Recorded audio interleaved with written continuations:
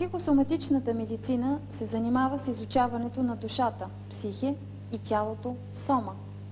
За нея човешкото същество не е сбор от отделни части, то е едно неделимо цяло. Психосоматиката изучава тясната връзка между психиката и физиката на човека. Това е един много интересен въпрос, който векове е занимавал хората и учените, особено лекарите.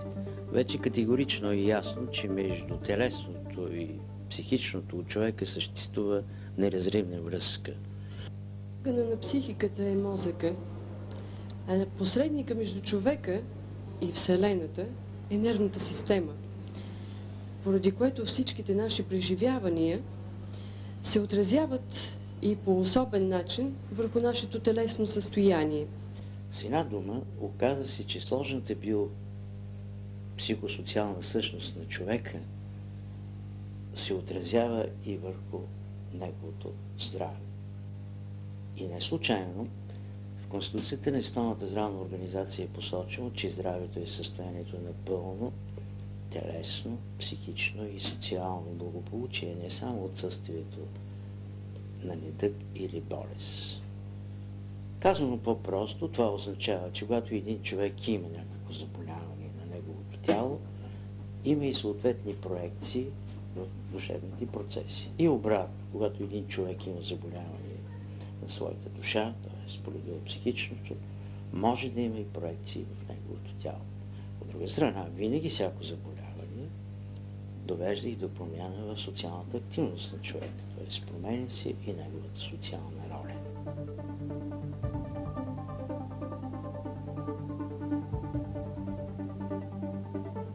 Що е психосоматоза?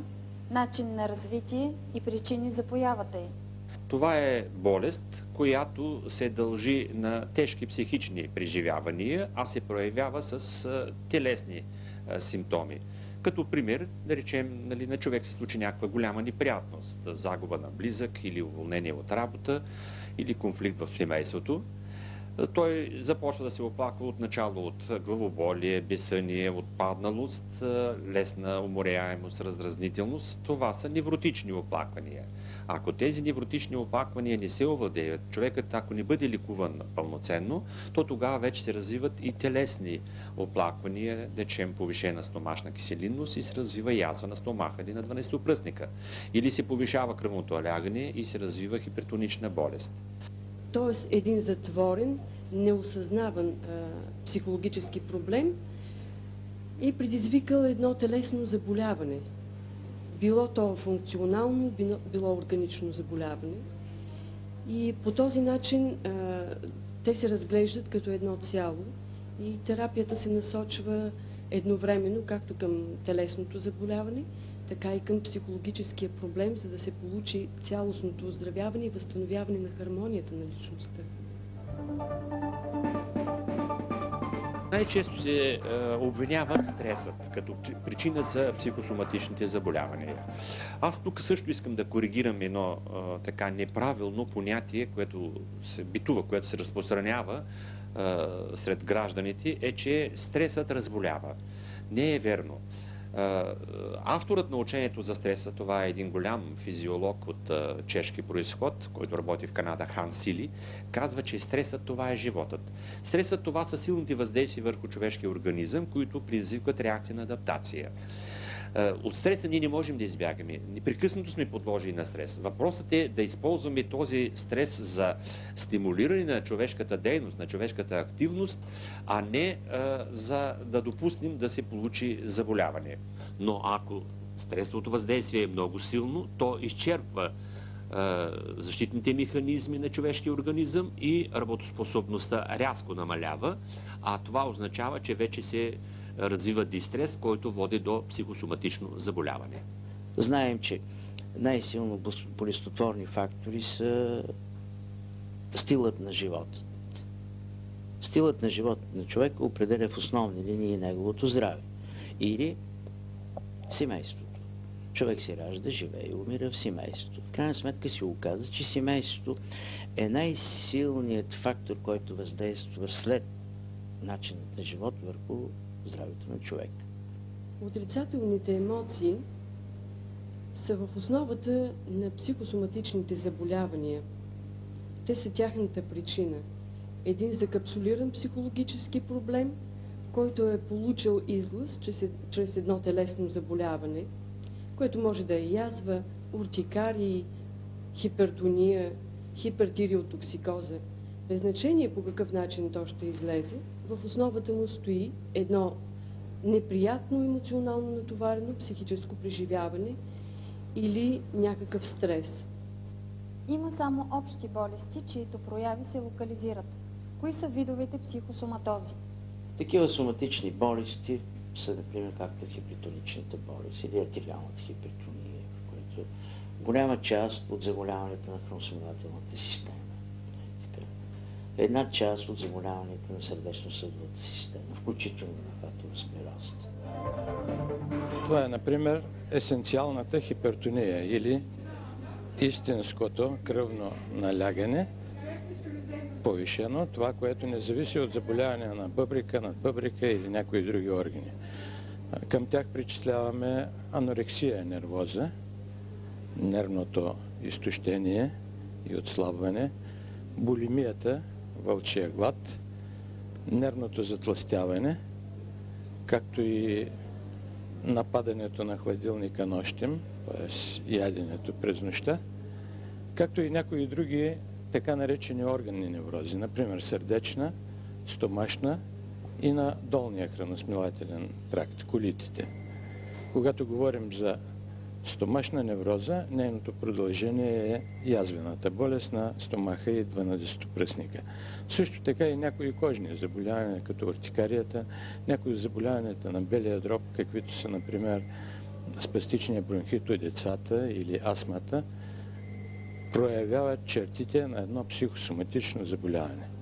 Ако вземем кръвното налягане, например, известно е, че то се нарича болестта на века или болестта на цивилизацията и обикновено е израз на едно свръхнапрежение, което продължава твърде дълго време. Това води до вегетативна реакция, която става установка за организма и оттам нататък се превръща в едно заболяване, което може да продължи цял живот. По някой път то е израз и на конфликта между това какво човек очаква от живота, какви са му възможностите и от друга страна каква е реализацията.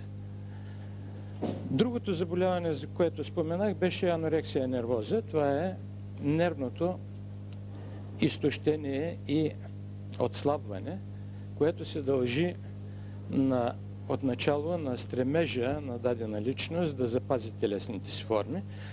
Обикновено това е заболяване, което се наблюдава у жените в пубертетна възраст, преди всичко, и което отначало е волево приет начин на живот, а по-нататъка се превръща в заболяване наистина. При това заболяване болната, казвам най-често това са жени, престава да приема достатъчно храна, започва да отслабва.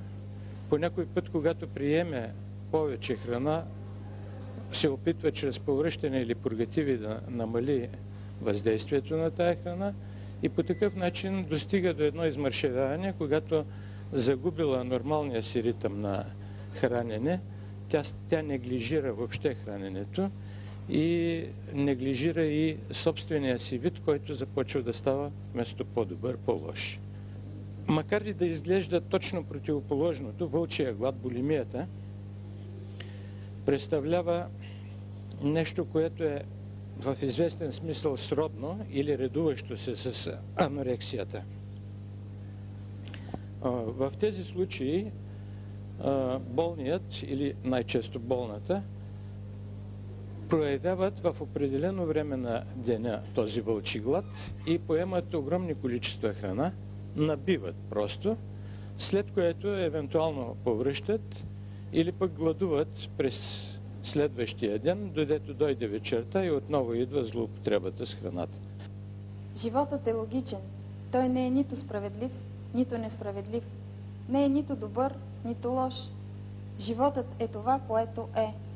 Защо тогава толкова много хора не притежават душевната свобода и самообладанието? У кой тип хора са най-често срещани психосоматозите? Действително не всички страдат или страдат еднакво от този тип заболяване. Биологичният фактор е също много важен и генетичния. Например, установяват се фамилии, в които язвената болест или кръвното налягане са по-чести. Това обаче не е съдба, а е само готовност. И при съответна социална и психологична обстановка може да се получи заболяването. Психосоматозите са изменения в психиката. Психиатрични заболявания ли са всъщност? Това са заболявания, които се лекуват едновременно, бих казал, от специалисти по медицинска психология, по психиатрия и всички други медицински специалисти. Специалисти по вътрешни заболявания, хирурзи, по кожни болести, по ушно-носно-гърлени болести, защото, както казах в началото, като че ли няма заболяване, което да не е психосоматично. И успешното лечение на психосоматозите се извършва от екип от специалисти, да кажем психиатър, невролог, психиатър, интернист. Каква е ролята на екипа психиатър, психолог, психотерапевт при лечението на психосоматозите? Тези заболявания се лекуват в екип. И че никой не отрича ролята на специалиста, който се занимава с симптомите и заболяванията на отделния орган, но заедно с това не бива да се забравя, че ако, примерно, едно кръвно налягане или една язва се лекува само от интерниста, тя може да бъде добре повлияна, а може и да продължи за цял живот, без да бъде излекувана.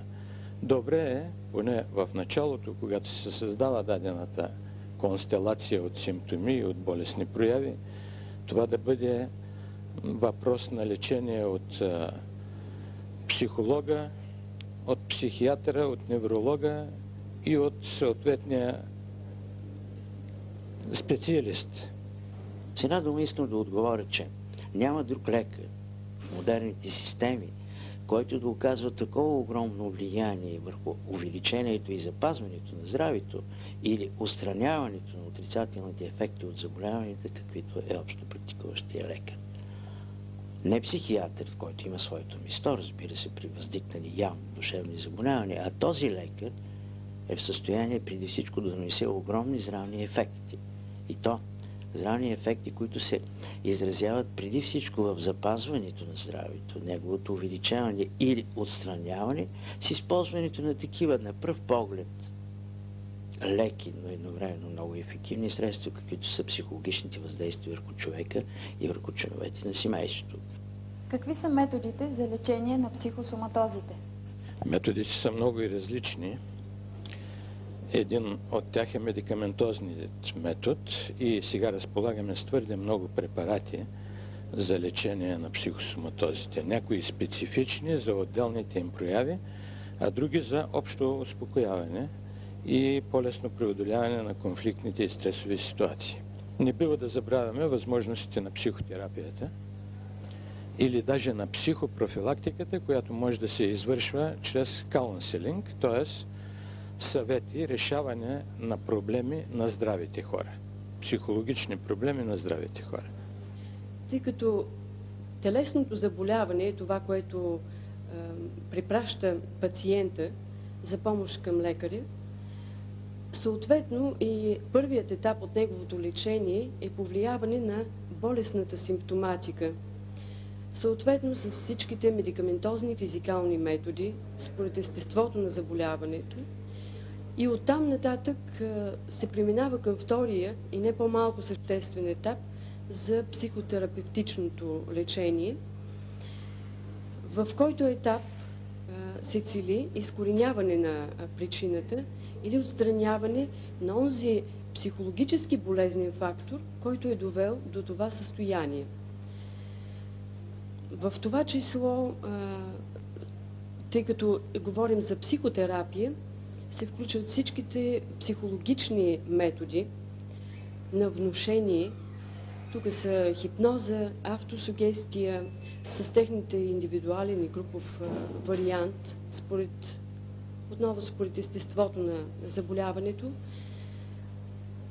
В това число е рационалната терапия, която е много важен и опорен пункт за всеки психотерапевт, тъй като тя цели изясняване на самия проблем за пациента, че причината за това негово заболяване е в психологическия конфликт. Като по този начин се цели да се отвлече неговото внимание от болестната симптоматика и да се насочи към изкореняване на първопричината. Що е фамилна медицина?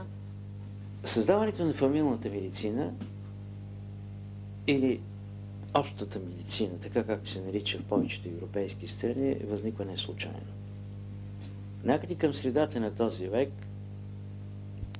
се установи, че свръхспециализираните системи на оказване на медицинска помощ, в който пациентът отива при различни видове лекари, съобразно това какъв проблем той счита, че има, дали е телесен или психичен, не доведе до получаването на задоволителни здравни резултати.